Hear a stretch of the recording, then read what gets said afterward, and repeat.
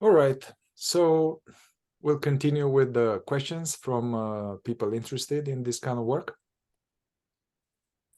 And a very interesting question and quite complex is, can you explain more the idea in the fourth way of the wrong work of centers? And if you can give example of wrong work of center for each center. So can you explain more on the idea of wrong work of centers with example for each center? Now, if you are watching this, you come straight to this video, it's not going to make sense to you. So we recommend you go to the playlist below and go to episode 3, where we go in depth about episode 3 is on the many eyes and the 4 lower centers, the functions, you know, the intellect, the emotional, the moving center, the instinctive center. So when we talk about centers and the wrong work of centers, we refer to that. And so to save time, we assume you already kind of understand what these centers are about. So we're going to go straight to business, talking about, wrong work of centers. And so Peter, if you want to start us off a little bit, also like, why are they working wrongly? Why are they working wrongly? And give some example. And I also would like to get also practical, not just present the problem and why there is a problem, but what can we do about it?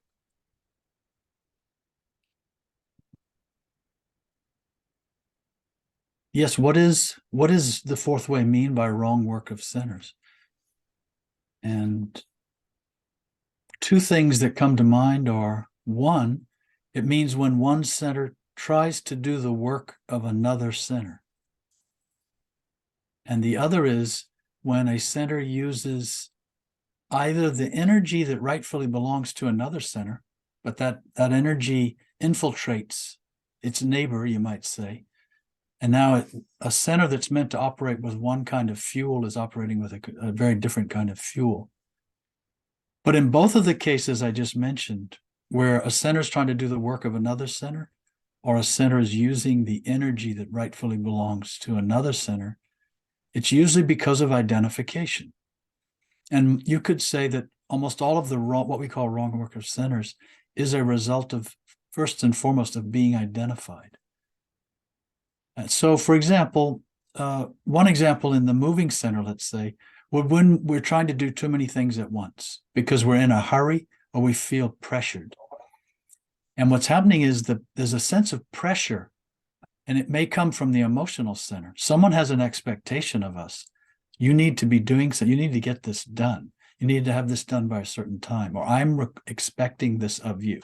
So we feel this emotional obligation, and that's emotional energy. But then it spills into, because we're identified, that energy spills into our moving center, which ordinarily would operate with at a much slower speed and with a less volatile energy than the emotional center. So what happens is we end up hurrying. We end up trying to do too many things at once. We end up knocking things over or hitting things, or those are extreme examples. But there's a feeling of being harried and hurried. And that's wrong work of the moving center. We don't have to operate that way. And if we were less identified, I think I mentioned in another video, Mihai, a basketball coach I liked, he used to coach his players and say, be quick, but not in a hurry. So we can do things quickly with the moving center, and it's right work. But when we're hurrying and we're feeling rushed, that leads very easily to wrong work. That's the beginning of wrong work. That's just one example in the moving center. I think an example of wrong work in the intellectual center could be when we argue. It's actually wrong work in the intellectual center just to argue with other people, to oppose their point of view, to have an opposite thought, to get into a wrestling match intellectually, versus trying to have a conversation, a discussion to broaden our thinking, broaden our view, learn something, discover something, build something. that would be more, that's more right work of our intellect, where we're sharing information, ideas, we're helping each other. We're, as I say, we're building something. But when we argue and we're attacking and we're tearing down somebody else's idea and we're vehemently disagreeing and this kind of thing, this is again, the intellectual center is now operating with a fuel that is not rightfully in its domain. The intellectual center is the slowest center, and thought is more slow, more precise, more often concrete, for better and for worse. And when it's sort of like hurrying in the intellectual center when we get identified and we're trying to force our opinion on people.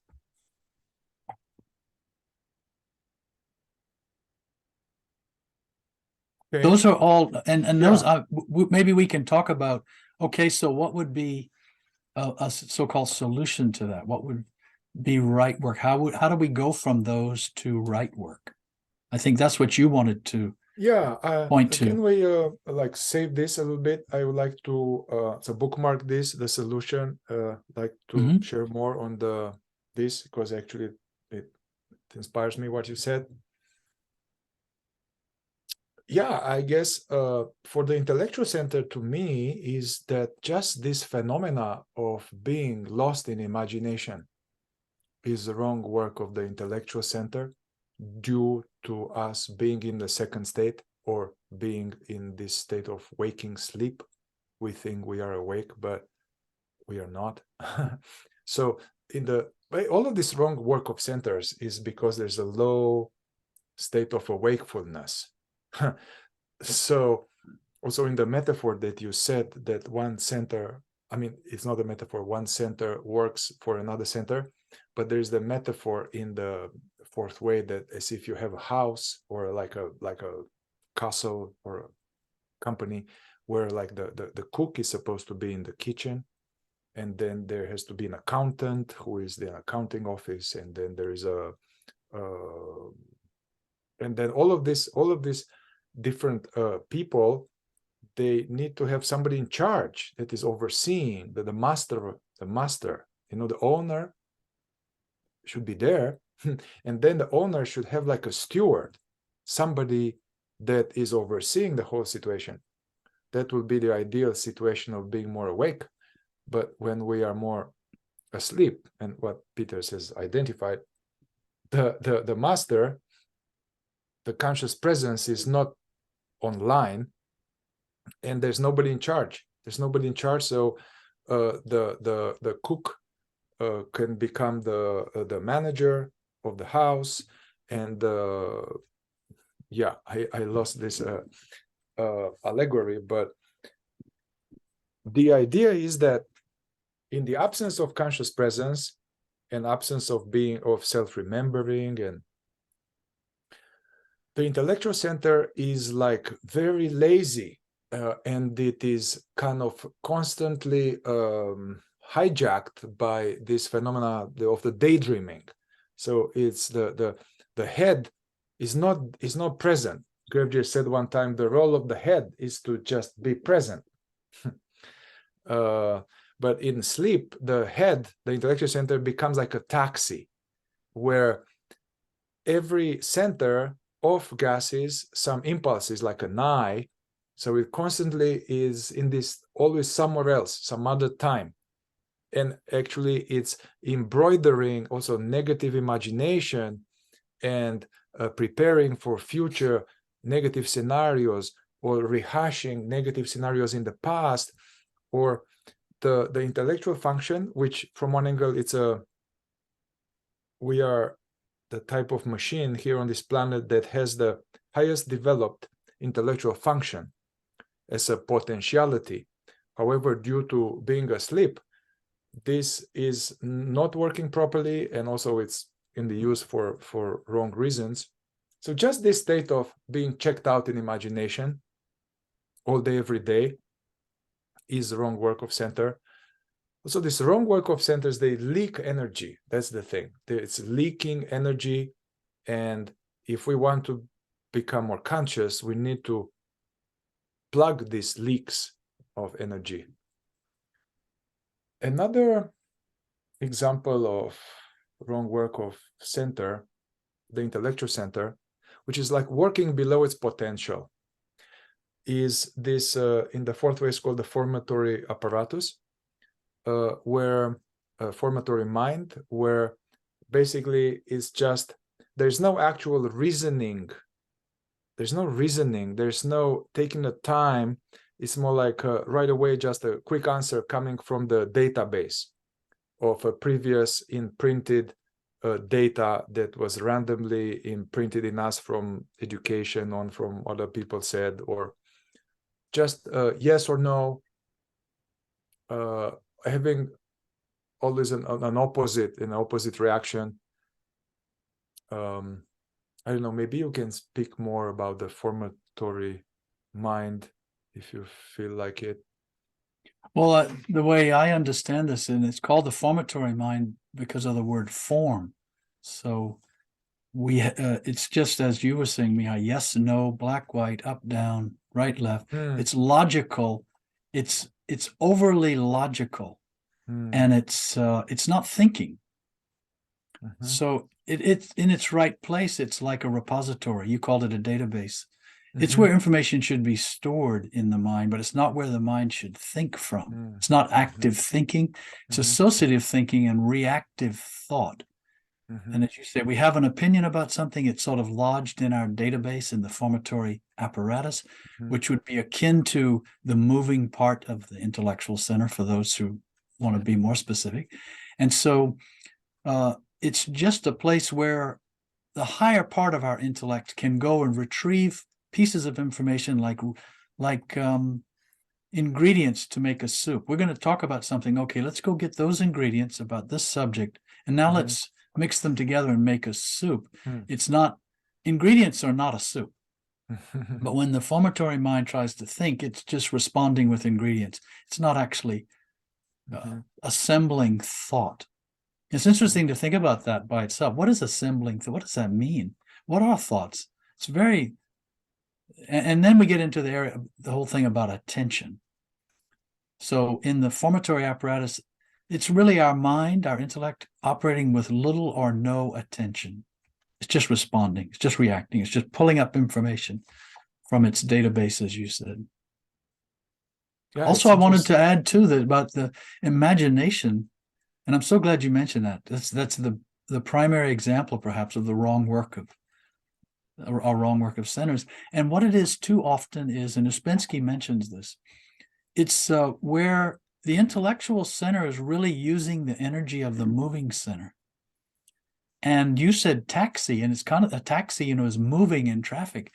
And it's as though our intellect is kind of just rolling down the highway of random thought all by itself. It's moving. It has this energy of the moving center, and it's very fast compared to how thought really operates. Another example of this is you see people now, they're talking very fast, and they're just talking like this, and they're just saying this, and they're just, and it's so fast, and they're just pulling all of these ingredients out of the database, slapping them together and saying things, and they're not even aware of what they're saying. And it's very difficult for somebody else's intellectual center to listen because it's going too fast. It's too fast. It's operating at the speed of the moving center. And so people are saying a lot of things, but nobody is hearing. Anyway, it's another phenomenon. And you can feel it by the fuel. That means the energy, when the intellectual center starts to get overwhelmed with this wrong fuel, it would be like putting jet fuel in a car or something like that. It would just, and eventually it would break. It would break the car. It's interesting going just a light addition to the formatory mind that makes me think of as, my clinical work in psychology is this black and white thinking. Black and white thinking, that's the formatory mind. Another example of this, and maybe we can take each center. Let's stay with the intellectual center and then offer some solution, and then we go to the other ones. Another example is this associative thinking, which I mean, it's all within the criteria of imagination and daydreaming, but this can happen when we are alone or when we are in a conversation. When we are alone, there's this thing, we are just walking around, kind of in a half dazed, checked out, the body here, but the mind not here. And then we see we perceive some impressions like someone or a tree or a house or anything at all. And then in this state of half asleep, there's some association about it, like, oh yeah, oh, this reminds me when I was in Spain last year, and like, oh, I don't like that. It's like all that in a commentary, and this like the we are seeing something, and then there's a comment about it, and the narrative, the narrative, the commentary, the subtitle, which in a in a neutral case, it can be benevolent in a way that is just neutrally data and memories and associations. In other cases, it takes the form of being vicious towards oneself. So there all this inner commentary, like, let's say I'm walking and somebody looks at me and then they look away. Now it's, oh yeah, you see, they know you are a piece of shit. It's nobody's going to like you, and you are fat, or you are too skinny, and that's going to be like this. It's always like that. That's So you see, it's like really becomes self-deprecation and really hurtful to oneself. And now, in the case of a conversation, we talk to someone and they say something. So basically, this associative thinking in a conversation is that there's no particular aim, there's no direction, and it's just a ping pong of ideas that are going here and there and here and there, and then we end up in a very far place from where we started, and we're like, what we're talking about? Everyone has experienced that. So this is an example of wrong work of intellectual center. And I think an example of right work worth mentioning here is to actually listen when other people are talking. I noticed while you were just saying this last bit, I was trying more to really listen to each word you were saying without being concerned about what thought I might have next. It's very freeing and it's beautiful to actually just listen. And this requires the intellectual center working with full attention. And actually, it requires more than the intellectual center, because the emotional center also has to calm down and really listen to the person and be interested in the person and what they're saying. So now and lo and behold, now you're more present when you do this. This leads to, identification leads to wrong work. Wrong work leads to more identification, and the reverse of them can each help the other. But just by trying to listen, by trying to actually take interest in the person who's speaking, can bring consciousness back into more focus as itself. So the actual goes beyond the intellectual center, as you said, like with the emotional center, like somebody's upset or they are venting, or to just it needs one to be really present and aware and mindful and aware of one's own perhaps inner reactions and sensations, but in spite of that, to be aware of these reactions and sensation, but still be like a open, aware, hearing heart, where the intellectual function is not having responses right away or not having embroidery. That actually this Thich Nhat Hanh, Zen master, I would say, that's like very compassionate, mindful listening. And another thing that happens when we're not doing that is conversations then become a competition. I was recently with a group of people, and it began to feel, and we were having a discussion, but it began to feel like a competition in the sense that whatever was said then the next person to speak had to kind of get on top with their point of view.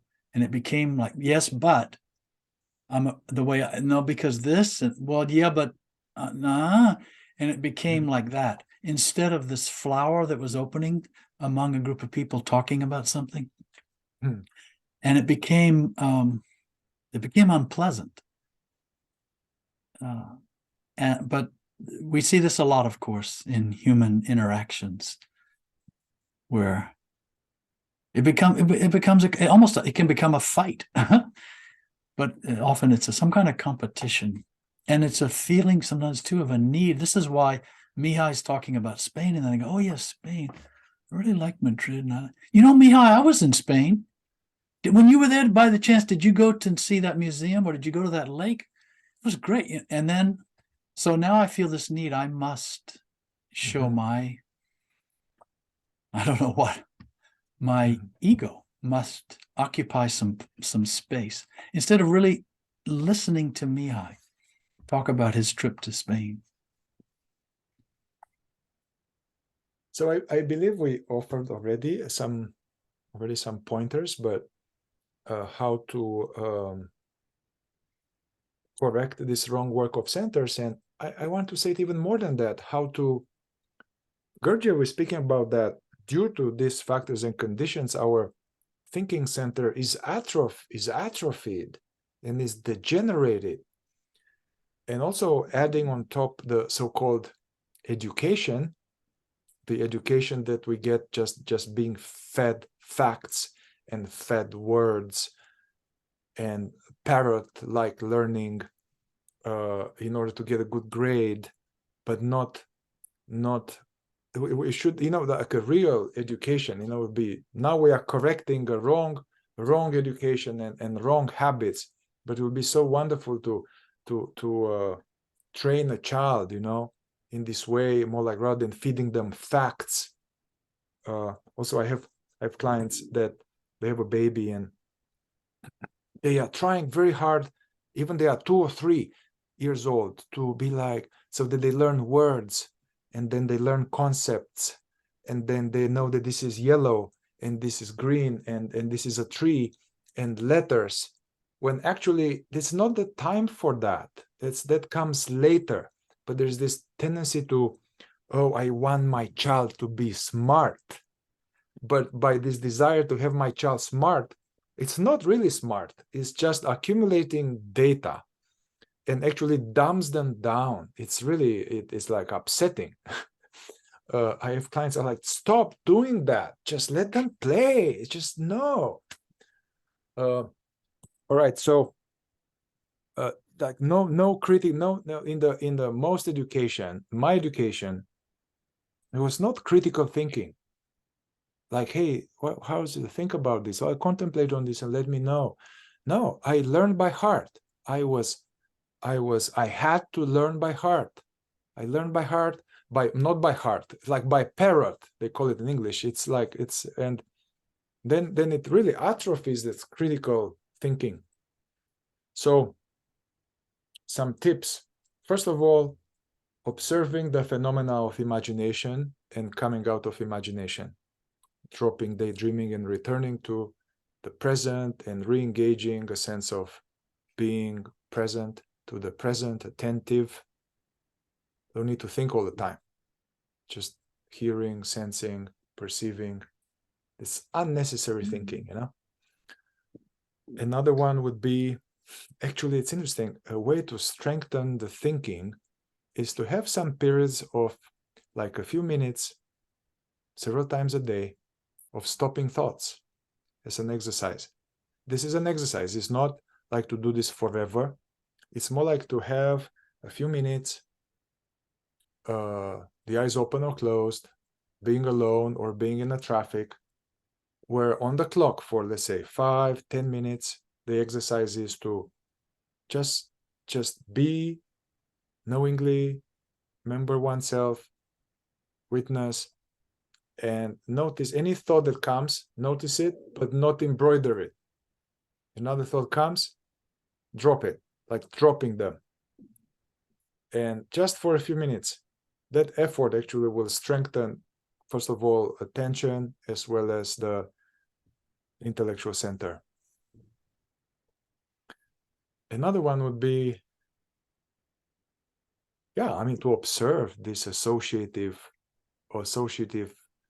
thinking, associative talking in conversation, and to watch for that, to watch for this, or, oh yeah, me too, to observe that, and it's fine. Sometimes you can be with some friends. It doesn't have to be we are so intentional all the time, regimented, but usually this associative thinking is happening all the time. So to observe that and kind of just refrain. We had another exercise about that, was to remember, Peter, was called swallowing the first I, meaning that you also, this is an exercise, not forever. These all are exercises to train something. You're with someone and they say something, and then something comes, an association comes, like, to just notice that and swallow it, not express it, and see what will be the next one. This is a great exercise. And this, I just want to mention, Mihai, we'll get into this in another topic, but this is directly related, and it's the same phenomenon in terms of not expressing certain negative emotions. It's exactly the same thing, to not express it. For what purpose? So yes, to hold that first response internally and look at it. It's not for the purpose of not saying it. It's to examine where's that come from? What is that? And see that, kind of turn around and shine the light back inside and see where that came from. I wanted to mention too that one remedy, often when we think, we don't have a central focal point around which we think, nor do we have a bigger picture of the whole of what we're thinking about, that we're trying to connect everything in the conversation or discussion or whatever to. Like, what is this all related to? In the fourth way, this is called scale and relativity.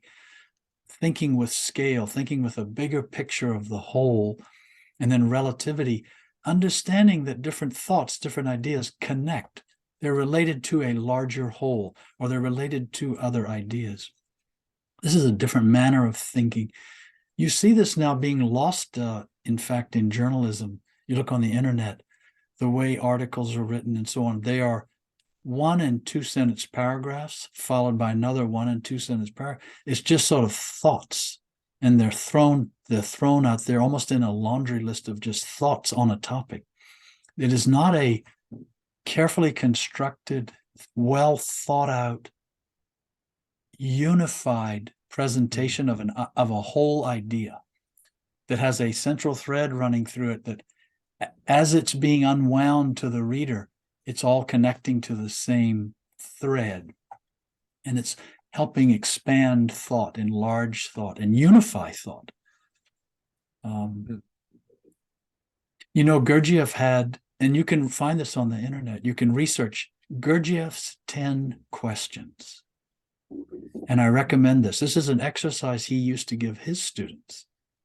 And it's, if you want to examine a topic, take these 10 questions and spend some time, and you'll be amazed. And this is using the highest part of your intellect to be able to think like that. It's just one example. I used to carry this list with me for years. And when I would go for my walks at lunchtime on a job or something, and bring out these 10 questions. And I remember vividly one day doing it in relation to the topic of concrete. Because I was walking, I kept seeing all this concrete, the sidewalks and the buildings and the bridges and everything's concrete. And so I would use this. I developed a new appreciation of concrete, you might say, which seemed rather boring initially. And then with these questions, and you can do it with anything. So I recommend to people listening, go Google Gurdjieff's 10 questions. And if you can't find it, let us know. I will send it to you. Yeah, maybe I didn't know this, Peter. So I Mm. think if we can send it to me, and like we can even put it here. These Yes. 10 Okay. questions. Yes, I'll make a note here and I'll do that, Mihai. And it's interesting. Peter wrote several books on non-duality, on fourth way, on the integration between the two. I have here his books, but he also wrote a book which was not like a spiritual book. It's a book like how to write a book. Which was not about like not how to write a spiritual book, but how to write a book. And I browsed it, and I'm not so much a book writer, but I could see that you were training people's intellect to be focused and intentional. That's a great, awesome book. Strategic. Yeah. Yeah, that was the intent of that book, because my background is in business and technical writing. And so I wrote that book actually for some workshops I used to give for writers. It's called Think Before You Write. And nowadays that's out of fashion a little bit. It's more like, oh, I'll just start writing and see where it goes. I'll follow. I'll be creative, loose, free thinking, and this kind of stuff, which is also valid, actually. It depends on where you want to start, at the beginning of in the middle of the circle and move out, or begin on the outside of the circle and move in when you're thinking about, or in this case, writing about a subject. And so that's where all that came from, yes. So the last thought I have, I think, unless you have something else on the intellectual center, is as we are becoming more conscious, and as there is less wrong work of the intellectual center, what I noticed is that there will be less thinking, actually. And then I mentioned this metaphor before, is like the intellect now becomes a useful servant of the master of presence. These functions, these centers, are functions of what? For whom? Why? It's a function to serve awakening, to serve a higher purpose. It's not just to serve itself and churn within itself. So the intellect becomes more like a good, well-trained dog that whenever it is needed, it just jumps up and goes with the master wherever it needs, but it is not out of control. It doesn't bite anybody, it doesn't bite the master. And when the master goes back to his chamber, the master is just being. So there's nothing to think, nothing. We can just be and enjoy. We don't need to think. Yeah.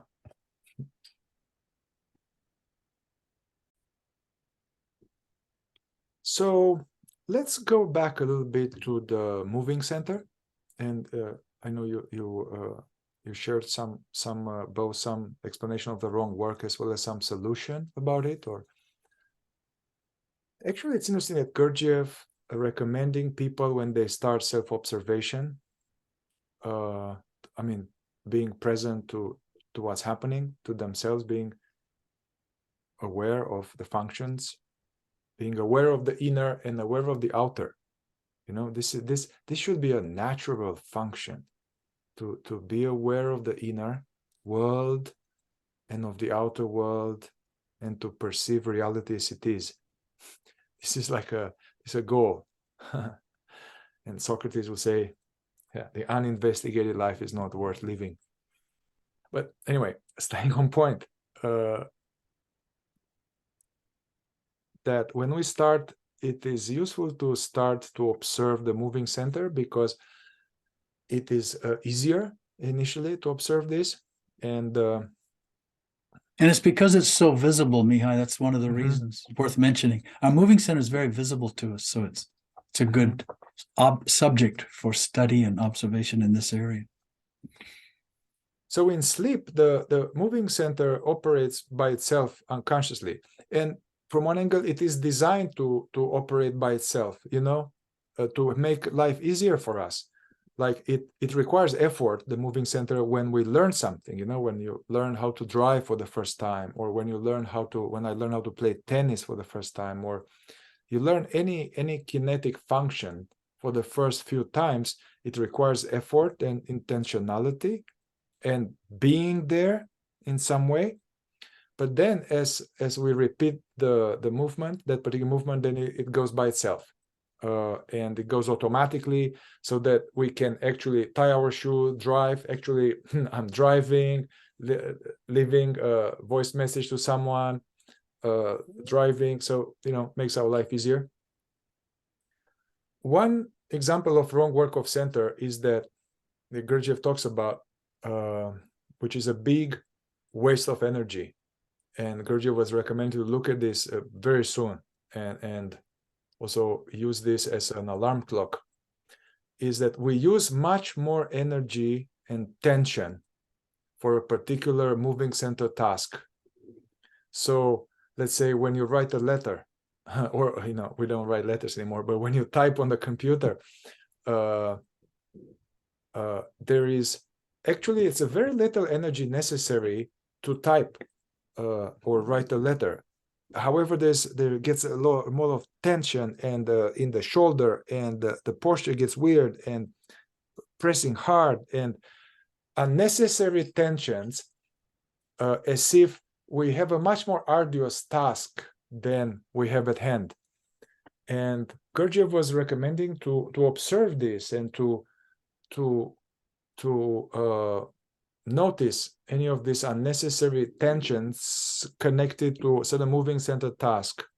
I'm not talking now, I want to make this association, I'm not talking about, let's say, you can have a tension in your chest or contraction in the chest or in the belly or in the jaw.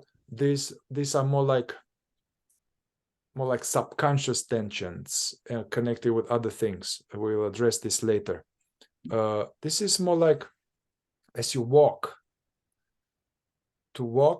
to have a minimum amount of effort as we walk. Just the muscles necessary, the minimum muscles necessary to walk. Everything else that's not necessary to be relaxed. Another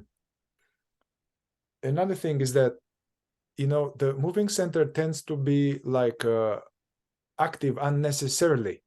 Fidgeting, all this fidgeting, playing with the nail, all kind of tappings, rapping, I don't call that, the leg shaking, all kind of restlessness. This restlessness, which is from one angle that actually this is some kind of emotional discomfort. It's almost like the emotional center or some kind of other energies, emotional or instinctive discomfort, is expressed and manifested and vented out in the moving center that is doing all of this unnecessary activity, but wasting energy all the time. Gurdjieff was saying to also, to try to have your body as relaxed as possible. And even when you practice something, and work hard while being relaxed. So the minimum amount of effort with the most amount of being present. Also, Gurdjieff was saying, when you sit down, or it's just like let your body die. Like rest, we can't rest, So another example, or some already we talked about some aspect of a wrong work, but also some solution, would be this the eye left. So I'm going to give it back to you until it comes back.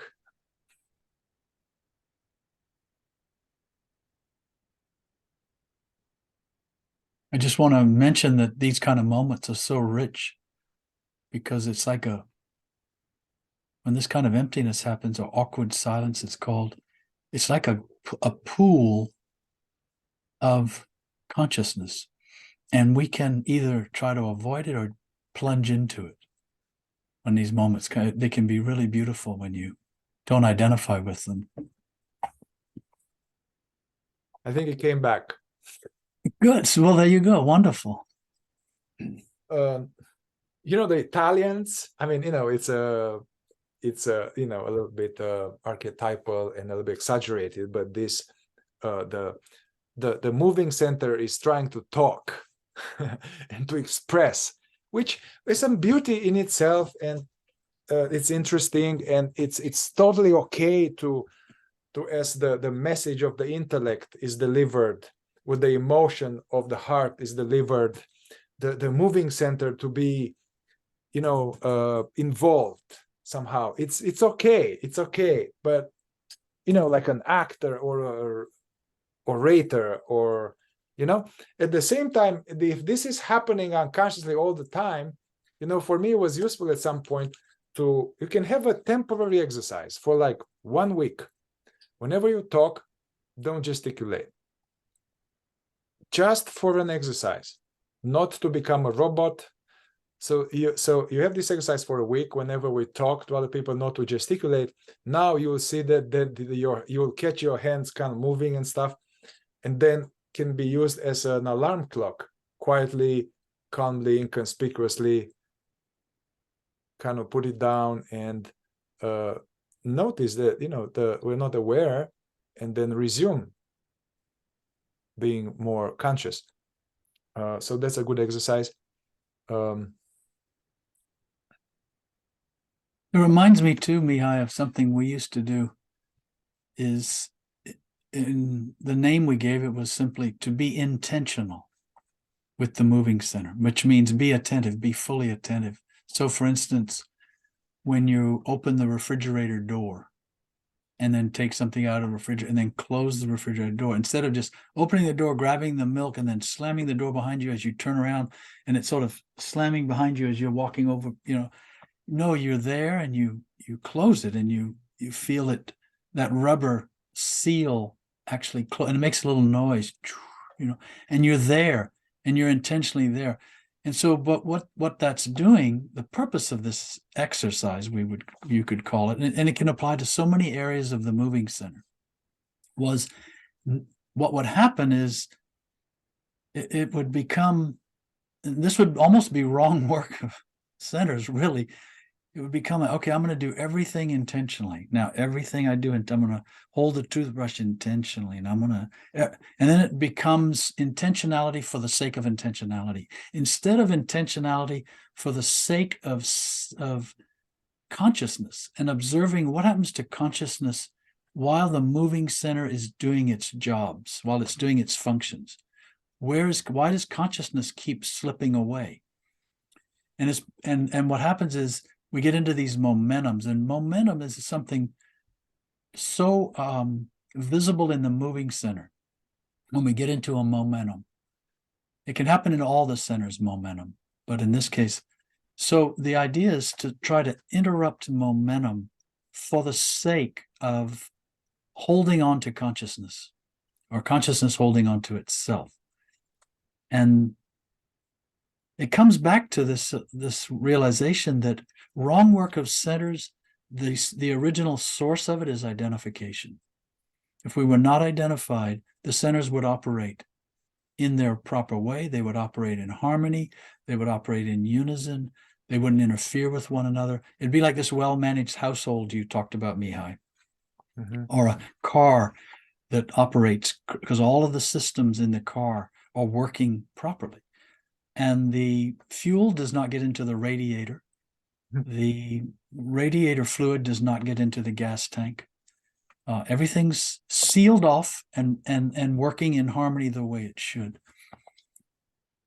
But with the moving center, just to go back to that, to try to notice momentums and try it's not to try not to be in a momentum for its own sake, but to see that or how about this, to observe, to try to watch what happens to your awareness when you slip into a momentum. Do you like that? Do you think that's preferable? Or would you rather do what you're needing to do and be present and be there while your moving center is doing it? Yeah, we can devise and create and be creative and use exercises for having more frequency of being more conscious using the moving center. Actually, we can create exercises designed to remind us to remember ourselves for every center. Which we will be doing, by the way, in the Yes. modules. Yes. This will be Yeah. interesting for those who attend the 9-week modules. This is the kind of thing we'll be recommending, suggesting, talking about. It'll be very, and this does make it very practical, as you say, Mihai. We'll be trying to not stay strictly in the arena of theory and all these ideas, of which there are many.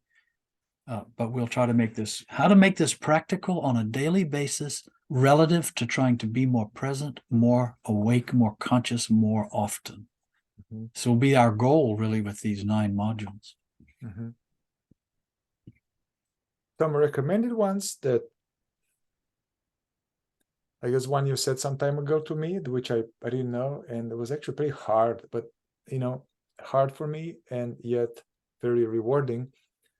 You were saying that when you go to a stop sign in America, we have a stop sign, you have to have a full stop. In other countries, you don't. You have a full stop. But usually, we are cheating. The moving center doesn't like to stop. The moving center want to keep going, So the exercise was I get to a stop sign and have full stop. And even just another second there. It was like, oh, wow. It was so contrary to everything all my life has done, This will be one. And you doing that, once again, not in order to be weird or to slow down. We do this to create some space. As Ouspensky will say, you throw a wrench in the wheel of mechanicality. So then there's space for being more conscious for a moment. And then you start driving, but remain conscious as much as you can. Another one was, for me, I take a lot of it. Actually, I'm still operate a lot of benefit from these fidgetings. And I have studied lately these fidgetings, like for me, like this, and playing with the fingers, and then this kind of playing with the beard. And then I noticed also even at the level of the lips and the stuff like that. And even at something with the tongue, there's some kind of restless movement happening. And I noticed lately that whenever this is, so now I catch it right when it's happening, I'm catching it and I use it as a shock to see what's happening and to remember about being the being. But I notice whenever this is happening, some kind of either some type of identification or imagination. So from one angle, it helps me whenever I'm somewhere else, then this is happening. And then it's like this, I catch this and I was like, return back home, The one that you said with, I noticed like closing the door, but not like this, as you go. I leave the bathroom and I throw it in. But to even close the door intentionally and be there knowingly, not forever. These are temporary exercises. In Buddha and the Zen, they talk about this. Hey, when you walk, just walk. When you eat, just eat. Be there where you are. I like this walking when walking in, so walking meditation or walking, self-remembering to, you can sometimes notice the steps, notice the contact with the ground, notice, and I like Thich Nhat Hanh had this idea of, you don't just walk with your insensitive boots on Mother Earth. Just feel the earth as if your steps are kissing the mother, kind of, I like that. While even walking from one room to another in our house, and how much time we spent, hanging pictures and placing things in a certain place to look nice, and we don't notice them. We just walk right by them day after day after day. To actually, when you're crossing a room, to notice what's in the room. This is breaking a momentum, and this is staying home. Often we go from point A to point B and we think, okay, I'm at point A, I got to get to point B. That's my life. And it's not. The life is between point A and point B. It's also at point A and at point B. But how much, you talked about leaking energy earlier, and this is also sort of wrong work, this leaking. We're in this momentum to get to the next point, the next activity or whatever. And we're not there, we're not here along the way. And this whole idea of wrong work of sinners is connected to this. It's because of the wrong work of sinners often that we're not here. We're not even in our life. We're not even in our house. We're not even in our car. We're in imagination, or we're just getting to the next thing.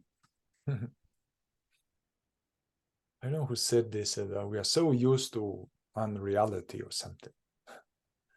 You know, this, if I may, Mihai, this reminds me of something I wanted to bring out in a previous topic earlier in this series, little mini series here about questions and answers. It was related to consciousness. And it is this, that this can be an astonishing realization. Anything you can see, virtually anything you can see, is not conscious of itself. Look around you now when you take a walk, the houses, the trees, the desks, anything. Nothing is conscious of itself. But we as human beings have this capacity. Even animals, you could say they are instinctively, they're aware of their environment. And they're aware of danger and things like this. There's an alertness, but it's an instinctive alertness, the energy of life, the energy of creation. But it's not consciousness. There's no consciousness conscious of being conscious behind it. And so remarkably, we are the only creation that on this planet that has this capacity. So it's interesting, without our consciousness, it's sort of a dead world. There's energy, it's vibrating, it's pulsating, but it's dead in the sense of it's not conscious. There's no it's our consciousness that vivifies it. And it vivifies it even more when consciousness is conscious of being conscious of the world. So this is also true, interestingly, with all our thoughts and all our emotions and all our sensations. They are not conscious of themselves. Our thoughts, our emotions, and our sensations, none of them are conscious of themselves. We become conscious of them, and then when we identify with them, they create problems for us. But it's only because we identify with them. So it's interesting, everything is about consciousness, and it's about I'll call it our consciousness, that is not managing itself.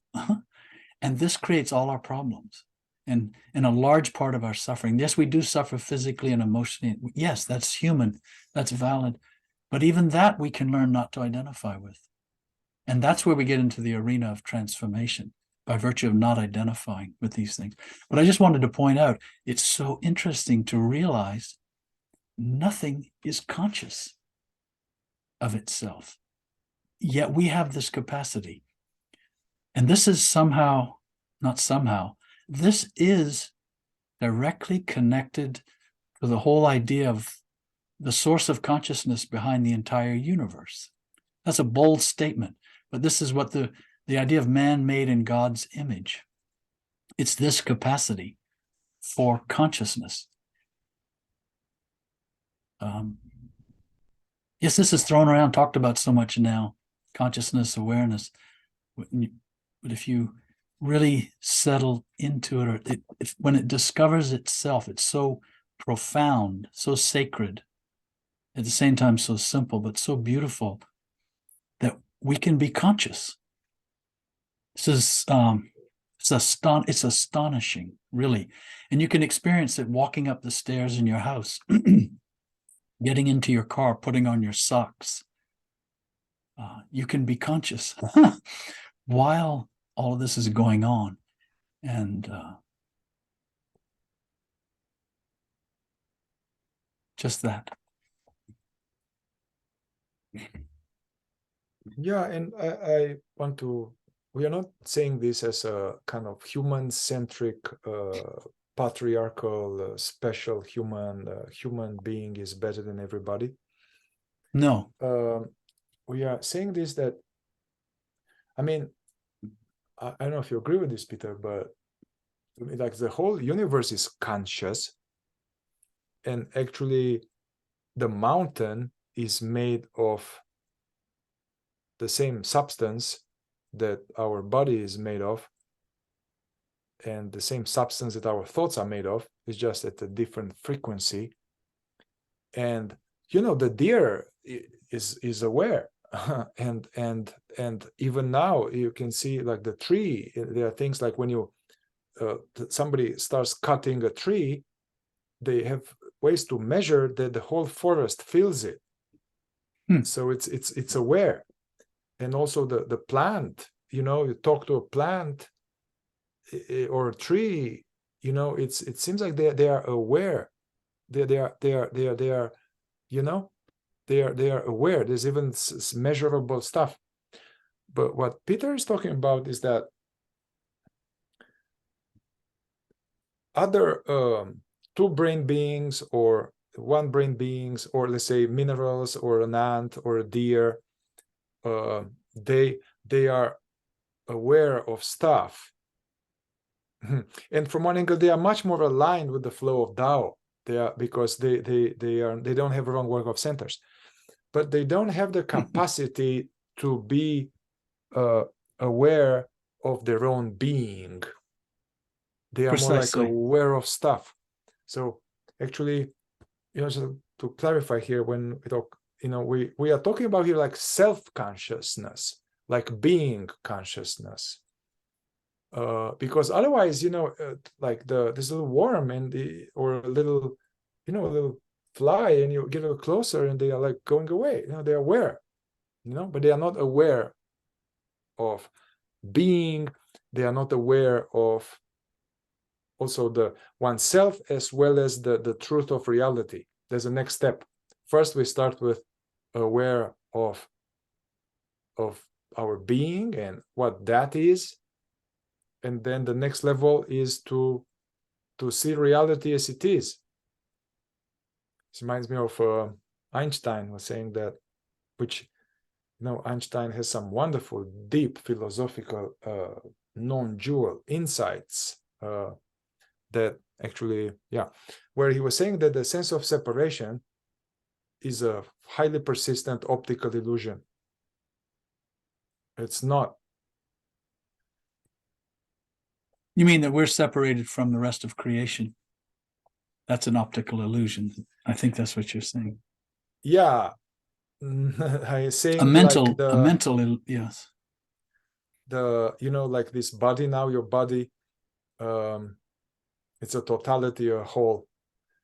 And then the human beings in sleep, it's like a cell in the brain or a cell in the liver, imagining and feeling and thinking and suffering the illusion that I am a separate and I'm alone. But no, it's this cell is actually fed all the time. It is happening in the context, and it's all alive. And it was just misunderstanding. And if you look at it now, there's a lot of space between the lung, a cell in the left lung to a cell in the right lung. And it seems like, they're separate, but it's all within the same soup. So the same, the sun, we and the sun and Andromeda galaxy in a bigger body, these are like cells. So that's how I look at like this non-duality, And also what I was referring to earlier, and it connects to what you're now saying, we're talking about a different dimension. The consciousness of beingness. This is a different dimension, that inside of which are these lower dimensions. And so when you look at the world from the perspective of higher consciousness, you are seeing from a higher dimension into a lower dimension. You're not looking across the room at something. You are looking You are a higher dimension perceiving a lower dimension. And you, with the realization, the lower dimension is not conscious in the same dimension from which it is being viewed. And that's what I meant. The world around us that we see, yes, it's pulsating with this energy of life. And yet it's doing so in a certain dimension. And then there's another dimension. And that's really what awakening is, what enlightenment is, and what transformation leads to. It's the opening of another dimension, a higher dimension, and then a higher dimension, and a higher dimension. It's an expansion. It's not a growing alertness in this same dimension. That's the instinctive center. Instinctive center can actually be more and more alert in this dimension, but it never unfolds into as a higher dimension. Yeah, I know it's hard. These words get in the way. So even now, although what we started talking in the last maybe 7 minutes, although we are deeply present to it, and off topic, and it's like deep stuff, we totally went off our topic that we agreed to stay with the centers. We can notice that. And we went into this very deep associative thinking about things that we love. And that's okay. But I just want to see, just right now, we see we went with these deep associations. So I want to bring it back to the topic. And before you do, I would just like to say, it shows you too, all of this is all connected too. You're right. We went off on this tangential thing, which is very rich, I believe. Nevertheless, it's off topic, and yet it shows everything it's all connected to this. We keep coming back to consciousness and not being identified and so on. Wrong work of centers is intimately connected to that. So I want to say that if you are watching this, you who is the consciousness that is hearing these words right now and watching this YouTube video and on this planet, if you're watching this so far, it means that you're really interested in this stuff. So we have offered in this episode maybe 10, 15 very practical exercises, very practical exercise to make the work practical, not just to philosophize and wiseacre and kind of get smarter. We offer some very practical stuff. So I really invite you to even pause, go back and see which one of those that felt like, oh, wow, this is cool. Write it down and play with it. Yeah. We are offering here a lot of nuggets of gold coming from a lot of higher knowledge and our own attempt to apply it, and also attempts of many other people trying to apply it. Yeah. So we really recommend to take some of this and work it. And that's why even I would like actually to it's very rich I want to stop this episode where we did the intellectual center, wrong work of center, and the wrong work of the moving center, and just pause here, and we are going to have another episode going in depth about continuing the topic, wrong work of the emotional center and wrong work of the instinctive center, and then the wrong word of sex center. So we are going to have that in the next episode. Yeah. So take one and use it. If you have any questions, let us know. Ciao.